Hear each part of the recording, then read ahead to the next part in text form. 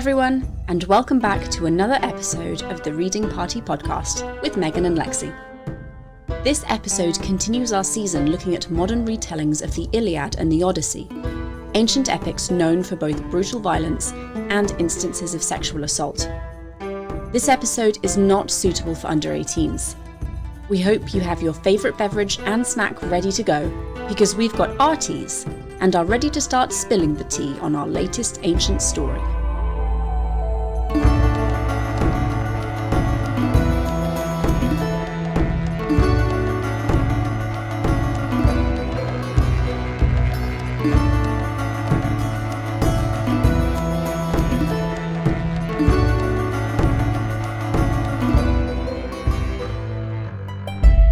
Would you like to tell our listeners what you're drinking? I can start us off. I'm doing just classic Twinings Earl Grey.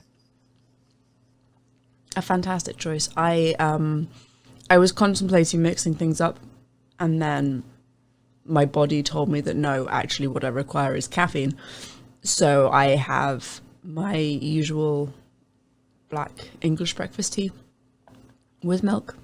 I do, for next time, have some very nice rooibos tea with peach. I had some of that last night as I was finishing ships up, and it was very good. So we might next time have something a little bit more interesting. That's a solid choice. But okay, wait. So now that you've finished it, what do you think? Oh gracious, I wanted to wake all of my children up and just give them huge hugs. And just hold a child. Excellent. Absolutely excellent. You were right, Penelope's arc is great. Very much enjoy that. And you see, because I think it's her and the Trojan women are really the two stories that continually are returned to throughout the book. And with Penelope, you really see the passage of time through her eyes, but then the kind of evolution of her very one-sided relationship with Odysseus, because obviously he's not there and you don't get his thought and the relationship as a whole, but you see how she starts out as obviously missing her husband, please come home. It was so clever of you to try and dodge the draft in this way, and it kind of keeps going, and she's recounting the stories of his travels and getting more and more pissed. You were fighting for 10 years, you had to be fighting, okay, I've come to terms with that, that's a thing you had no choice over, but what the hell are you doing? And who is Calypso? By the way, has she forgotten that you have a wife already? Have you forgotten, maybe, that you have a wife already? And you see also the change in her attitude towards his schemes. And she always thinks he's clever all the way through, but towards the end, it's a little bit more, look, I know what you're like, but really, come on now. This is verging on arrogance. You're staying away, you're doing these things just essentially to say you have, and you've forgotten that I'm at home, I'm by myself, I'm raising our son, I'm essentially keeping a kingdom together, and you're off traveling to the underworld and being eaten by countless cannibalistic giants. And how many really can one person realistically come into contact with during one voyage? One was enough. Two is just overdoing things. And by the end, so her last contribution to the book is a prayer to Athena, thanking her for Odysseus' safe return. And she is kind of questioning whether it is Odysseus. Is this the man that she remembers?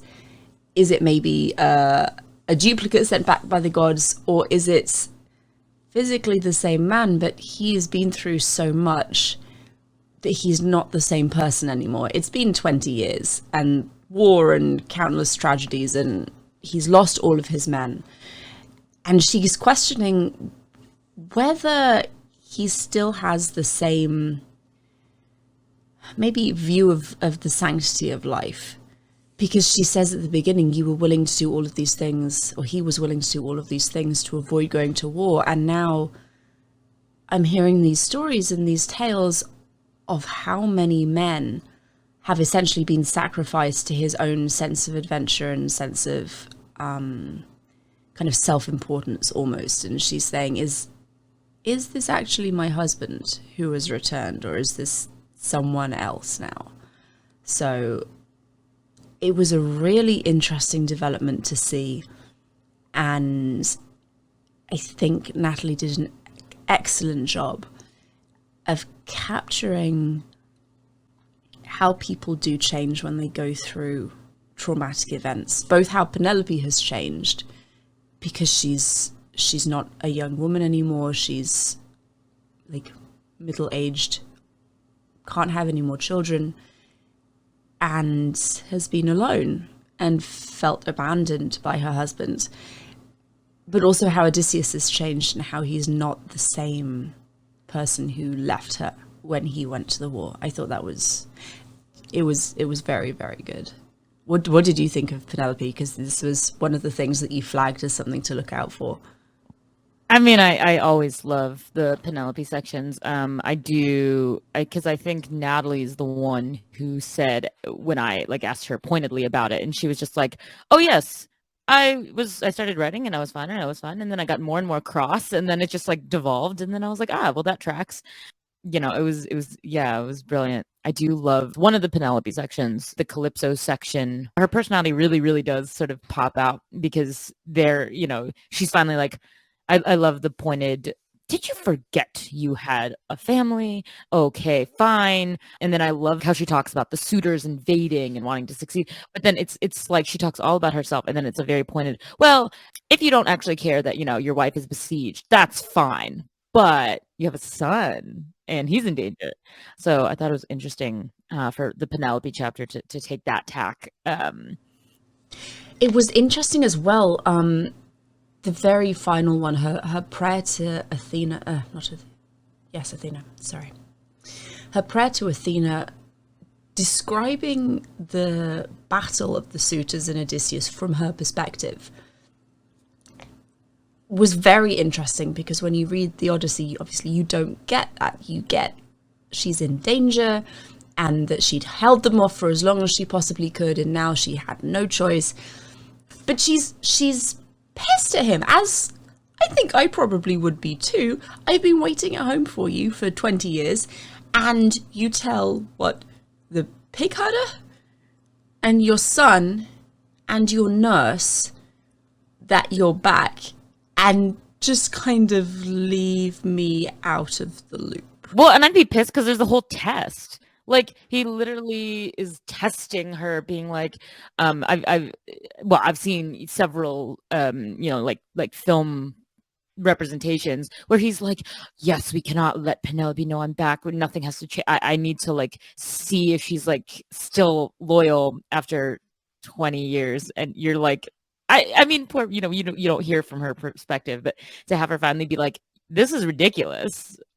Like, if I waited this long, do you see me remarried? Yeah. If I was going to do it, it would have been done. Do you think I would have done it by now? Maybe like 2 years after you didn't return and everyone else's husbands had come back. Do you think maybe that would have been my cue? But no. I kept going, and you're just a dick, yeah. Sir. Well, and then if you did reveal yourself to your son, you could just ask and be like, hey, so what's mom up to? Like, do you have a stepdad? Yeah, like, what's she been doing? I mean, all Telemachus would have had to do is be like, oh no, she waited for 20 years, and they're kind of forcing her to try to pick one. Maybe go say hi. Yeah, like, oh, and by the way, she was weaving a fake burial shroud for like 10 of those years. So, and doing trickery. So I don't know. Yeah, it was like justice for Penelope. Really, really though. Yes, an apology I think would be a good place to start.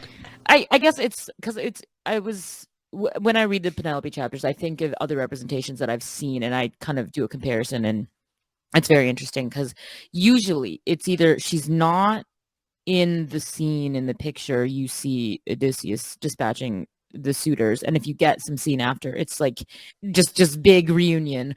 So you either get like a happy reunion because, oh, he's home and he saved me, and now my suitors are dead. And so it skips everything to just, I'm happy he's back. Or if you don't get that, you'll just get the, oh, I'm so in danger, and I'm a bit frightened of his rage. And then, suitors die, and then maybe it ends. So there's only like, it's very one-dimensional, I find. Most representations of Penelope is either she is frightened, but she knows that he is now home and the suitors are being killed, or you just skip the frightened and the shock to I'm happy. So I'm very, very happy that this was like, no, because this reflects her as like a real person. Like, every time I read the Odyssey and I know what happens, I'm just like, okay, and Penelope is this unrealistic person who's kind of more like an ideal or a dream rather than a real person. So to have her be a real person, feeling the emotions that like I probably would rightly feel, just anger, being pissed all the time, that really is wonderful to see. So I just really loved it, and I love how she was done through the whole book. Really sensational. One of the best Penelopes ever. Yeah, it was excellent, and I really liked having Penelope and the Trojan women being that constant through the whole narrative, because it gives you as a reader like a sense of stability and a sense of progression. And all the other little snapshots they're excellent, but because they're usually only like in one or two parts, I think if the whole book was comprised of those, it would be a little choppy, and it may run the danger of being a bit incoherent. But having those two strands running through the whole thing, I think worked very, very well. Well, I was kind of curious about that. So now that you've also completed the book now, how do you feel about the inclusion of Penelope as one of the two main storylines that we do get to follow repeatedly, rather than have Helen occupy the space? Because she also would... I think it worked very, very well, because you have in the Trojan women the people faced with the immediate effects of the war. They've been physically there, they're living through it, they've lost their husbands, their sons, their brothers. So you get that very close connection. But then in Penelope, you have the effects of the people left behind. And she has a very close connection, obviously, because her husband's there. But the effects on her are they're less immediate. Maybe she's not physically in danger, except obviously towards the very end, but it's not the danger of the war. She's not in danger. Her home is not being invaded, but she is still affected and still impacted by what's happening.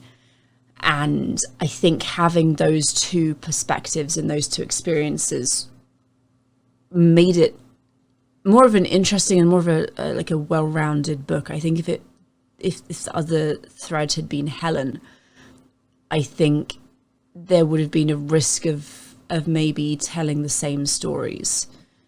And having finished it, I am with you. I'm kind of glad Helen wasn't included as one of the main storylines, because she's always one of the main characters, regardless of how you tell the story, because she is this central figure in the plot of the Iliad, even though, like, to some extent she's a plot device rather than a character. But she turns up so frequently, and everybody thinks about Helen when they're telling the Iliad and when they're thinking of the Iliad. And I think having the focus be on other people worked very, very well. And having Helen not tell her own story, but have it told by other people in almost by accident. they're not setting out to tell the story of Helen. They're telling their own stories, and where Helen intersects, she's mentioned, and you piece it together yourself. I thought that was a very interesting method or strategy. I think it paid off very well. And I don't much like Helen. I don't think I've liked Helen in any of the adaptations we've watched or read. This Helen was more, maybe not mean, but like she had a much stronger character than I think all of the other previous Helens, except in Wrath Goddess. But I think we can discount that for now because of Helen is such a different person in Wrath Goddess. But this version of the mortal Helen is a much stronger character than I think any of the others. She's absolutely unapologetic in what she's done because, as far as she's concerned, she genuinely had no choice. Yeah, I thought it was a good choice. And you have said that you thought it was a good way to do it as well. Yeah, I mean, I think like sometimes I wonder, I think it would be fantastic to see what Natalie could have done with Helen, just because she's so witty, because her writing is amazing. Like, I kind of was like, well, I wish there was maybe not like a through line with her the way that Penelope was, but even like a small chapter, a small snippet from her point of view might have been kind of fun to see. But I definitely don't think that like it's lacking, and I don't think that I don't necessarily think that the book would have been better with Helen. I just think it would have been different and interesting to see. And maybe in the future she'll write something with Helen in it. Maybe not. She's been so overdone that we don't really need another Helen thing. But I think just for me enjoying Natalie's writing so much, I would enjoy to see just what she would do with her. But no, basically I'm very happy that she wasn't included because we already don't like her. From all the other things we've looked at, we already don't like her. And so I enjoy getting to see other people who we don't hear from very often. Like one I wanted to point out was we got that beautiful Polyxena chapter that she's like never talked about. So we got her. We got a Gaia chapter. Like no one, like for the normal person, like what would you do with Gaia in something like this? It's not a very long chapter. But it was gorgeous, and it talks about like, her feeling about, what people are doing like on her Earth, basically. It's beautifully written. I don't know. Did some of the other sort of smaller characters and did any stick out to you? Because there's obviously so many main ones that we're going to get into, but for the smaller ones, I really enjoyed how Eris was written. Mm-hmm. It was a very interesting way of characterizing her as clearly like remembering and recounting these events that she has been the cause of, or like the catalyst for, but she doesn't seem to be clear as to whether she was there, if she actually caused the troubles that she's remembering, or if it just kind of happened and she heard about it afterwards. And clearly she caused it just by being there. She remembers vaguely being in Ares' bedroom, and not Ares' bedroom, in Hephaestus' bedroom. But it's not because of her that everyone starts arguing, because she doesn't remember if she was there for that specific event. She just remembers the bedroom in general. I thought that was really interesting. And well done. And she's fun. She is, and we don't often hear from her. We hear about her. Never. You're always like, she's just the sad girl left out of the wedding because, oh no, her very presence causes discord as the goddess of discord. So it would make sense you don't want her at a wedding. So like any artistic representations, it's always like Eris with the wings, with the like mean face, with the apple that she's either carrying or throwing or has thrown into the middle of the goddess. And you see her either fleeing or watching the scene. So all you really see of her really is that she's pissed, and this is her revenge for being excluded. And there's no personality other than, well, she's just pissed. So obviously she's going to do this nasty trick. So to have a chapter written from her perspective where you give her more is refreshing. Yeah, and where you don't even see that event. You see everything leading up to it. You see her like going to Olympus to find everyone because she's lonely and bored by herself, and she like recounts a couple of different episodes that she doesn't really seem to understand that she had a hand in, but you know that she did. And then she finds the apple, and the end of it is essentially her saying she knew what she was going to do with it and she wasn't going to keep it. And it stops there. And it was a really interesting way to capture her character without going over an event that we'd already seen happen from someone else's point of view. I enjoyed that chapter. I thought it was very innovative. Mm-hmm. And I actually really liked how her chapter came after the goddesses chapter. So even if you didn't come into this book with a previous knowledge of anything, the book, by reading it chronologically, you already know what happens with it. So I thought that was a really clever idea to not have it happen sequentially. So you get the end result with her beautifully written goddesses, her childish goddesses, and then you have Eris equally sort of, fun coming in, and then you're like, oh, this is so fun. Now I see how you put it together, and you're like, this is amazing. Mm-hmm.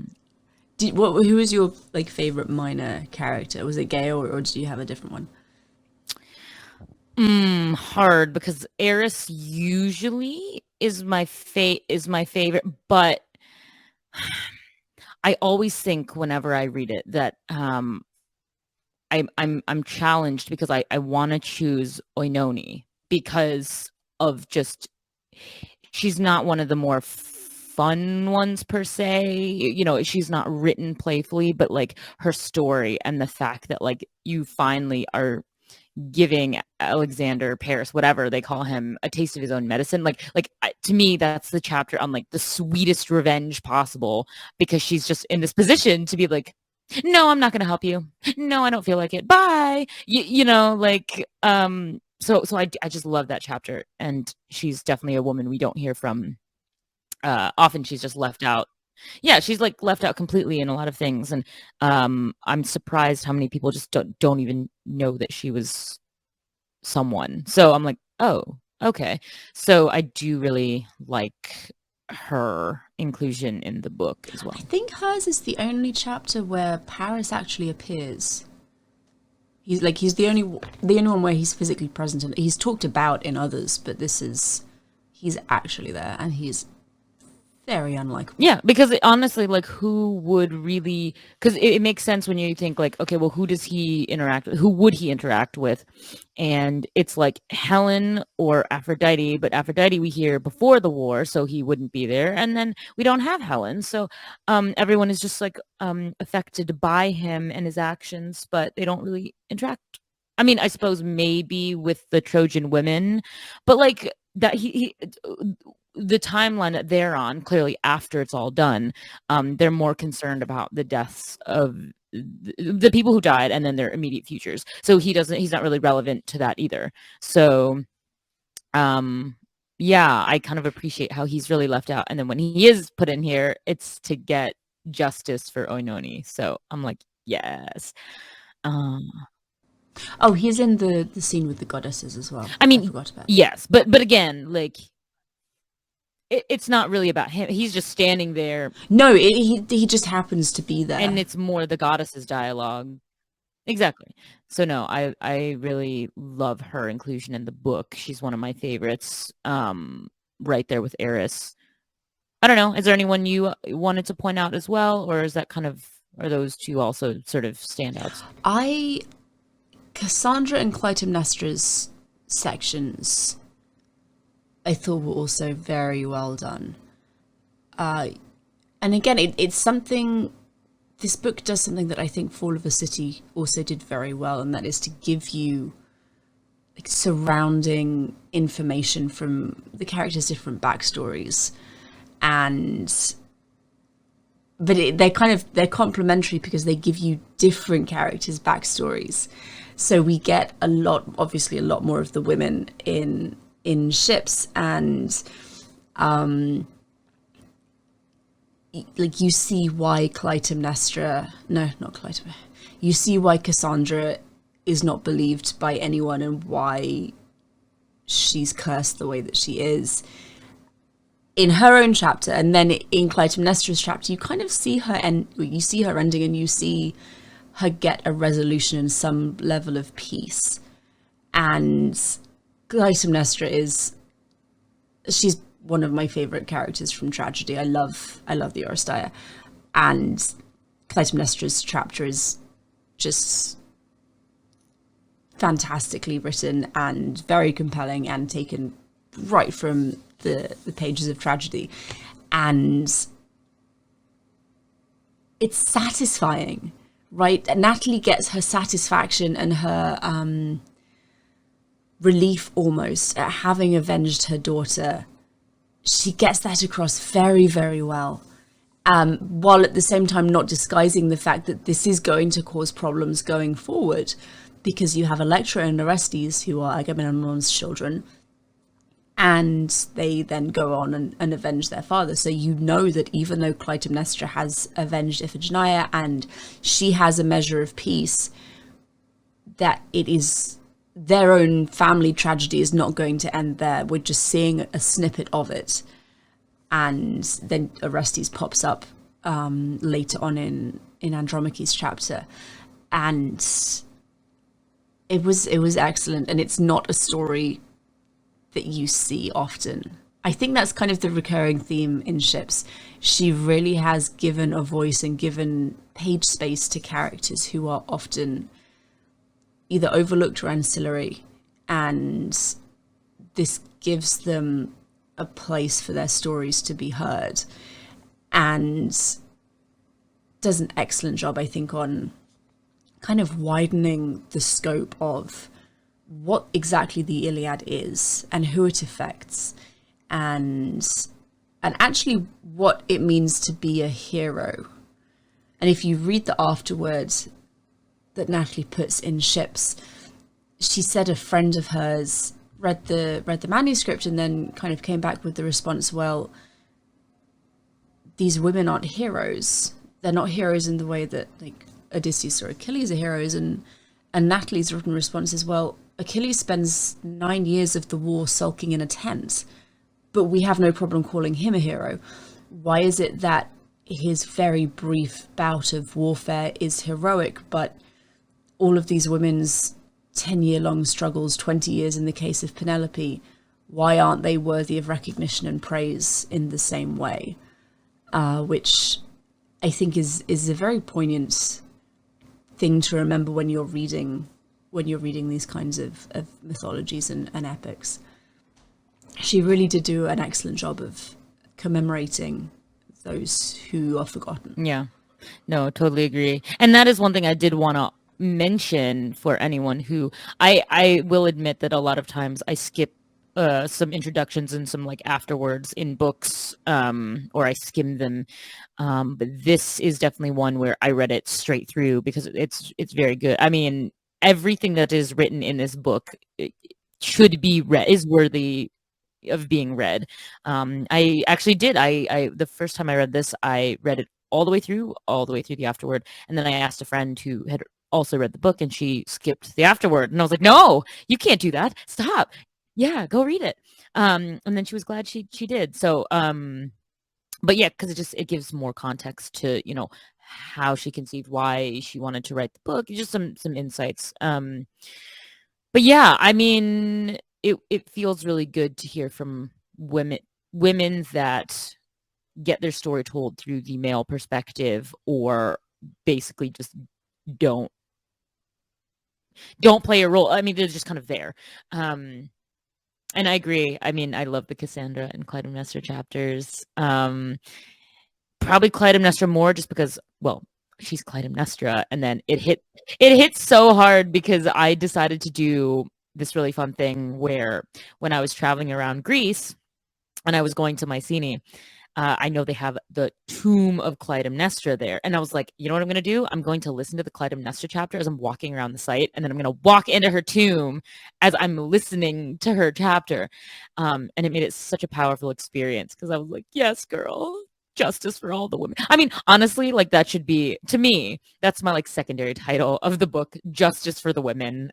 Because so many chapters, they get their sweet revenge or they get, you know, all the feelings out that like a normal woman would have. So yeah, I just like I was like, I want to make a t-shirt of this book that just says Justice for the Women by like Natalie Haynes.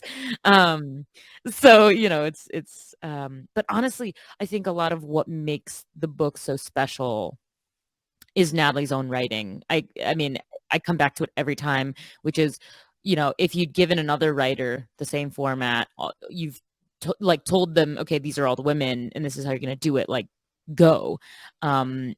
It could have had the potential to be very different, not nearly as emotional, as fun and witty. And so this is very, to me, a very unique book.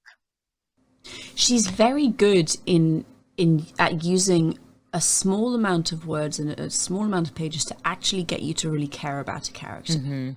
And I think that's probably very hard to do. I'm not a writer, but I think that's very hard to do because you have to build this relationship between the reader and the character. And she does it excellently, absolutely excellently. Even the characters who only have a few pages, like you care about them. You are sad for the things they've experienced. And if they do find some measure of relief or peace, then you feel glad for them. Mm-hmm.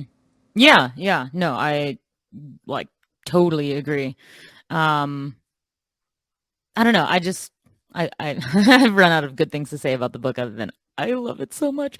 But I did, since I made a big deal out of it in the last episode, I did want to know, what did you think of the big emotional, like basically ending with Andromache? Yeah, it was a lot. So Andromache is given to Neoptolemus, who is the son of the man who killed her husband. And earlier in the book, you know that she's had her child removed from her and killed. And that sequence, by the way, it's always heartbreaking just because of the material. But having Andromache say, please let me smother him, let him die in his mother's arms rather than being hurled off a building, was just, I mean, perfect. Because if your child has to die, then yes, let it be in a place where they are loved and happy. But then the absolute cruelty of not letting that happen. You're not only killing her son, you're refusing to do it in a way that would give anyone any measure of peace. That was a lot. But wasn't that also the actual Astyanax part? Wasn't that I think it was in a Trojan Women section. I don't think it was. No, it happened before we get Andromache's, like, her own personal section. Yeah. But I did find that section also interesting because even before they're like, no, just kill him. She begs, and I found it really interesting for her to have her be like, oh, I will raise him poor and like a, you know, random. He'll be a cowherder. He'll never hear the name of his father. I'll tell him his father was a coward. Literally, I will do whatever you want me to do to let this child live. And they're like, no, absolutely not. It's just... Because we got a glimpse of that in Fall of a City where she begs a bit and is like, no, I'll raise him, you know, and just like lie about his father. But like this one gave like a whole heft to the begging because she includes a lot more. She tried everything. And then she said, because the response to I'll tell him his father was a coward was, well, everyone is going to talk about Hector. The bards are already singing about him. He is going to know that you're lying. and said, well, I won't be Andromache. Andromache will stay here on the shores of Troy. I will take literally any other name you give me. Who cares what a slave is called? And the response is, well, your owner cares, because the name of Andromache is important, and owning you as a slave gives your owner status. And it's so perfect, because it absolutely encapsulates the the arrogance that the majority of the men in this book display, and complete disregard for really anyone's lives or feelings except their own. This nameless person's status is more important than Andromache keeping a child and the life of the child. And it was well written, and it was awful to read. Yes. I mean, and Natalie in the audiobook you can tell how emotional she is when she like, I'm pretty sure there's like a minor voice crack in there, and you know, I'm sitting here and I'm just like, oh, there it goes. And then there was me, you know, oh, there I go. But yeah, so, and I found it interesting to include the Astyanax part in Trojan Women instead of Andromache's own section. So I guess, yeah, for Andromache's own section sort of after this, and they take her away, you know. It was good to read it, because again, so much of what you get through the Iliad and through retellings of it ends with the fall of the city. And this gives you a glimpse into the rest of her life as an enslaved woman living as the concubine of a man who killed her husband, or a man whose father killed her husband. She has a child with this man, and it kind of it draws you through her grief, and then her very slow recovery from her grief, and then her very conflicted feelings about being pregnant, and how almost ashamed and angry she is to be having a child with this particular man, but then also how being pregnant kind of gives her something precious that's hers. So just really anything that's hers, and kind of something to live for again. And you see, it's a long chapter for this book, but it describes a very long period of time in quite succinct details. So you see her relationship with Neoptolemus evolving and changing, and he gets married to Hermione, who's Helen's daughter, and still comes back to Andromache as like his source of comfort, which was weirdly sweet. It's conflicting, right? It really is, yeah. Because she starts hating him, and then once she has the second child, who like that's her only child now, she's kind of like, well, I kind of have to tolerate him because father child. And then I don't know, did you get the sense that she sort of started to maybe like him, or was it like a tolerance? It felt much more like a tolerance to me. She doesn't, because at the end, there's a scene where they're in bed together, and he talks about killing Polyxena and how this is the death that haunts him. And Andromache is furious inside, like, not cutting down my father my father-in-law as he pled for his life at the altar of Zeus, not killing my child, like hurling my infant off the walls. No, it's this woman, my sister-in-law, who she loved very much, but also, why is this the death that haunts you, you moron?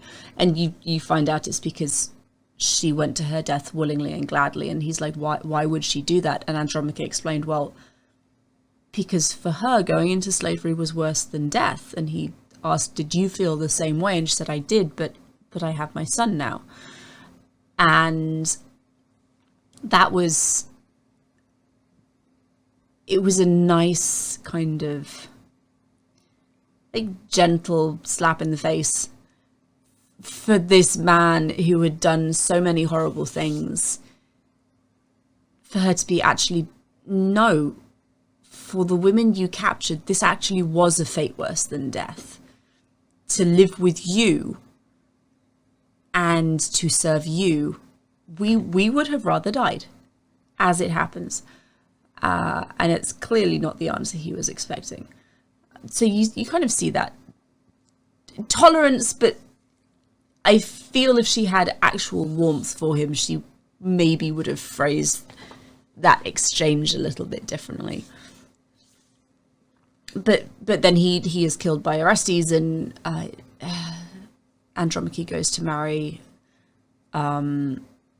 Cassandra's twin brother, whose name eludes me. I don't remember. But then she's not a slave anymore, and she's kind of back to being royal because they found their own city, and her son grows up. And towards the end of the chapter, you get this wonderful kind of blurring of the lines between her children. She says sometimes when she looks at him, she sees a Styanax, and it feels like, despite her own tragedies, she finds some closure and some small happiness in being able to live her life free with her son. Yeah, I do like how, I mean, because she's such a tragic character. I mean, one of the most tragic characters in the Iliad. So I did like how she did find some measure of like basically, you know, when I think of how some people are like when tragedy strikes, you have to find some measure of happiness, whatever you can find, and like hold on to that. And like I like how it's written in a way where it very much feels like she did. Like her love of her life husband, Prince of Troy, was killed. Her son was literally thrown off the walls. But then she gets redemption in terms of she gets another child. She goes from hating her husband to sort of, okay, fine, whatever, you know, I still don't like him, but I've accepted it. And then when he's dead, then she kind of gets to be royal again, and she has a surviving child who she does get to see grow up. So yeah, I do like how it's presented as a pretty much like a full arc after Troy. And it's clear reading her that trauma never actually goes away. No, she lives with it and never heals. Yeah, and it feels very real. But it's an acceptance of trauma. Yeah, because how do you heal from that kind of trauma? I'm not sure you can, but she finds, like you say, she finds a way to be happy and to live with what has happened to her. So even though it's clear that a Styanax kind of haunts her, it's a happy haunting, maybe, because he doesn't leave her, even though he's not there and he's obviously dead. He's still with her somehow. It's a long chapter. It's not the longest in the book, but I find it so incredible that we get this much depth into her, and we can feel all these different things reading her emotional story of, you know, she's like a phoenix, right? She like died, everything was burned to the ground, literally. And then she kind of rejuvenates and revives herself, and she gets another child, and she ends up full circle, kind of royal to poor and slave and then royal again. So it's, and in the audiobook version, I think it takes about, it's like a 20-minute chapter to listen to. So it is always astounding to me that in the space of 20 minutes, I can read a full arc with a fully developed, fleshed out person and feel so strongly about her. And I think that's astonishingly amazing, because I know some writers, it would take them a whole ass book to just achieve what Natalie has achieved in 20 minutes. So yeah, I also love how it's basically the last true chapter of the book. I mean, the last one is a small little thing of you know, Calliope, but no, I thought it was kind of poetic to have a full circle journey, rejuvenation, and I found it quite healing. You know, I don't live with the same trauma that obviously Andromache went through, and I'm so happy that I don't. But as you're taken on her journey, as you're listening to her story or reading her story, you do feel like you've gone on this emotional traumatic journey with her in a way, and which I found really, really powerful. And so I can get shades of sort of her trauma and her journey. And so to go on it at the very end, and whether or not you've had her kind of trauma or not, if you've had some kind of thing, it's quite I I don't know, it was quite cathartic for me, I guess, because thinking of any kind of past trauma I've had, whether it's, big or small, just having the whole arc of her accepting her trauma and her being like, "Well, I'm a survivor, a strong survivor."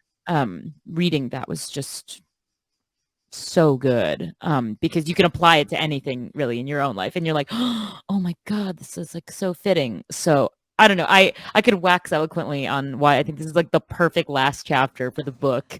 It really is. It really is. I can't think of another character that it would have been better to end. Yeah, because I wanna be like, I mean, I get, like, if we had to pick who else from the book that we've seen, who else might have been a fitting end?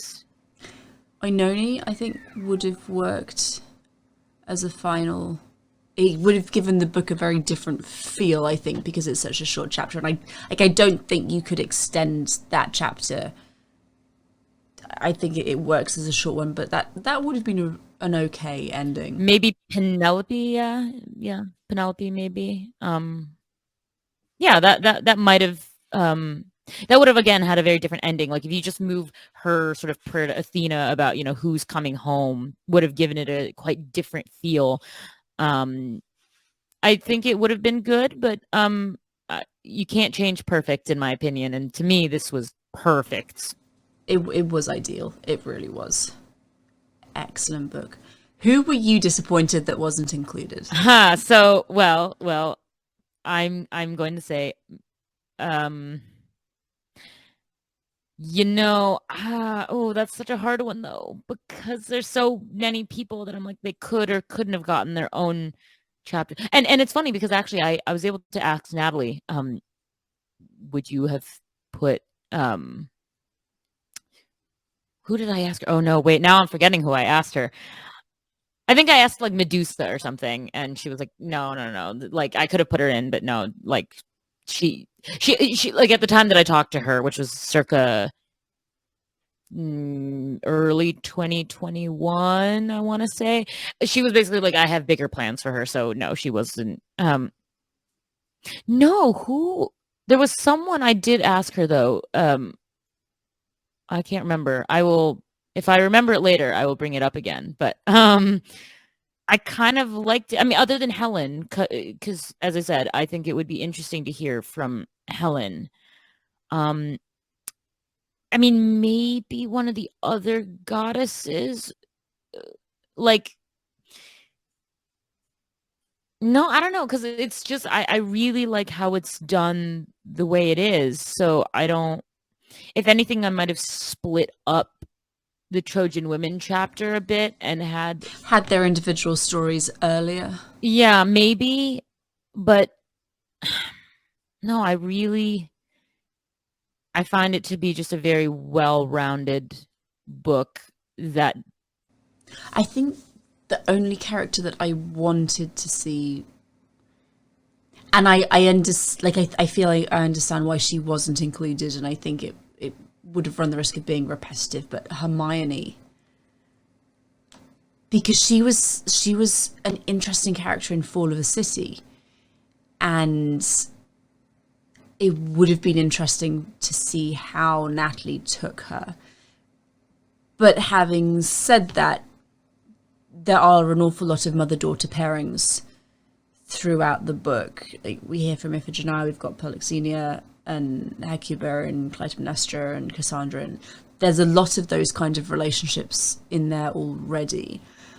I mean, I think it would have been fun to see what she would have done with the, like, what does Hermione think about her mother essentially abandoning her and just been, so that would have been, I could see where that would be really fun to be like, and my mother left, or depending on like what Menelaus had told her, and my father said that my mother was kidnapped, like that would have been an interesting chapter to include. But yeah, it's one of those, the book doesn't need it, and I don't think it loses anything by not having it, but for my own personal interest, I would have enjoyed that. Yeah.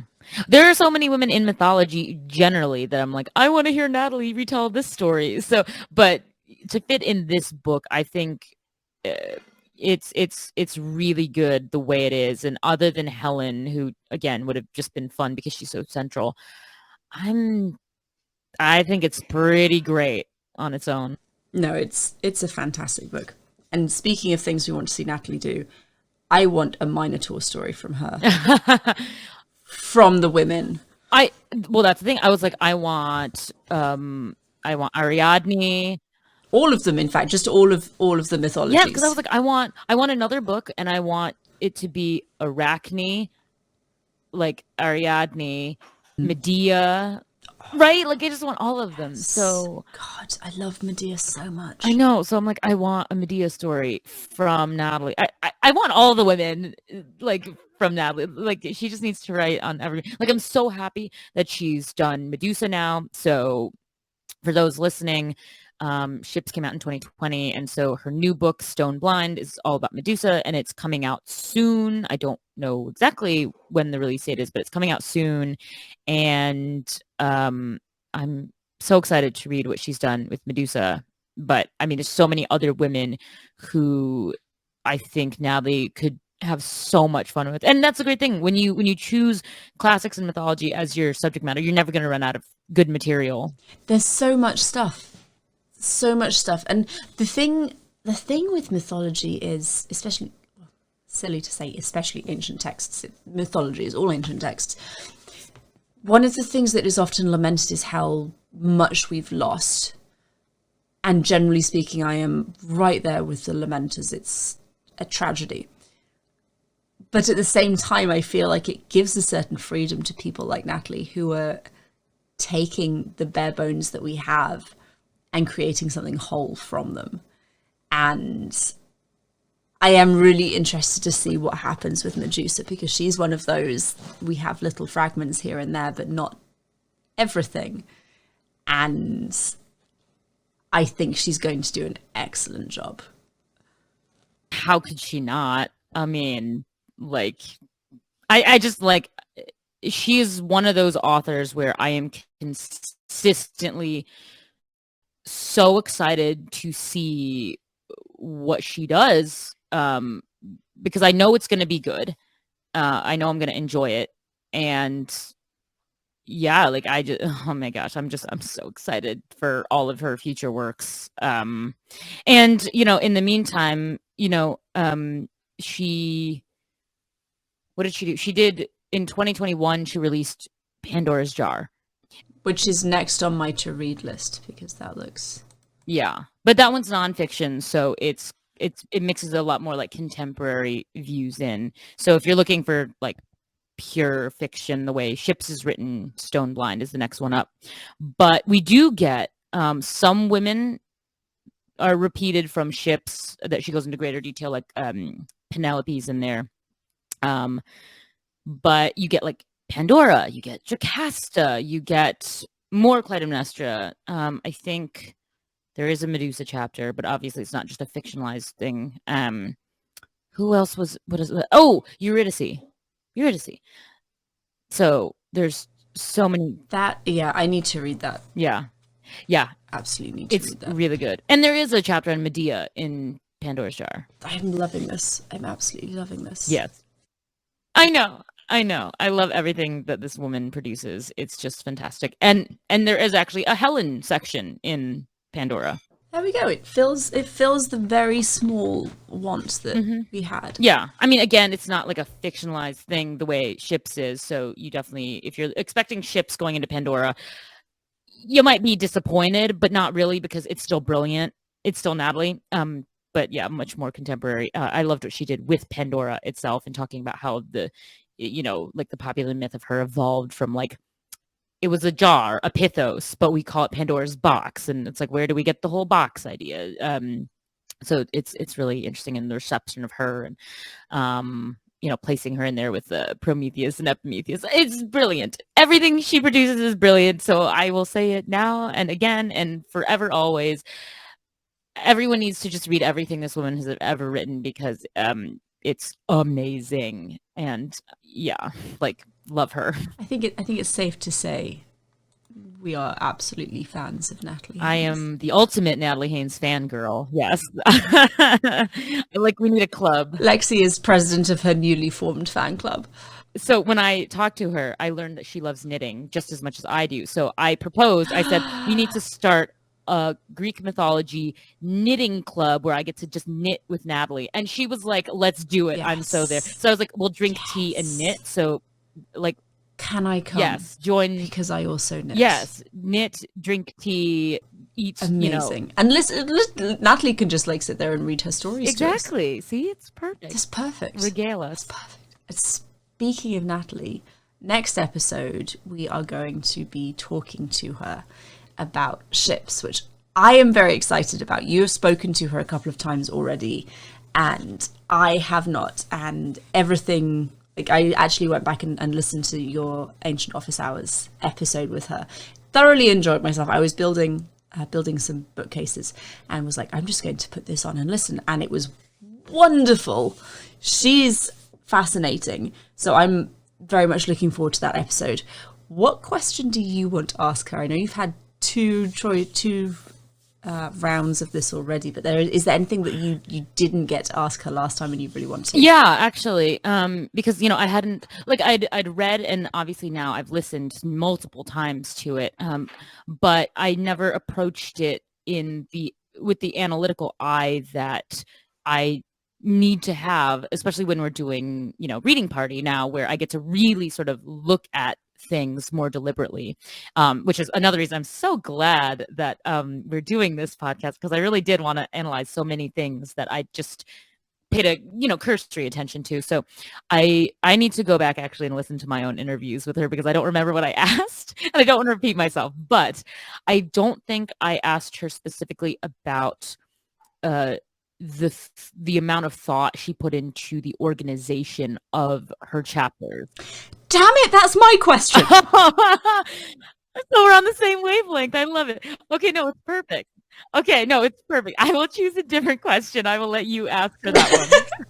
We'll just like have to time ourselves and very carefully say the question at the same time, and it's going to be a little bit spooky. Yes, no, that's absolutely what I want to ask her too. Okay, great. No, I will choose something differently. Because there's no shortage of questions, but yeah, I don't know, because we could there's so many different angles we could take. Why did you choose to exclude Helen? I mean, I'm sure that she's been asked that a bunch of times, but we could ask that. There's so many different things, but or I suppose I could always ask about the differences between why she felt that she could include a main character in Pandora, but not have, or why does she have the same character in both? So obviously I could ask that because I've read both. You haven't read Pandora yet, so I could do that. I could do comparison. I don't know. We have a bit of time before we have to ask her, but I'm just excited to talk to her because she's so funny. I guess I could ask her about the length of chapters. Why did you feel like because some of the smaller characters they don't have much, so they do need to be shorter. But I could ask, why did, like, Laodamia, she had, and we didn't talk about her at all, but she had quite a substantial chapter, which was excellent. Yeah. So, yeah, I could ask about the length decisions of some of the chapters as well. I don't know. There's too many things to ask her about this wonderful. It's going to be a wonderful conversation. I know. I'm so excited. The ultimate fangirl.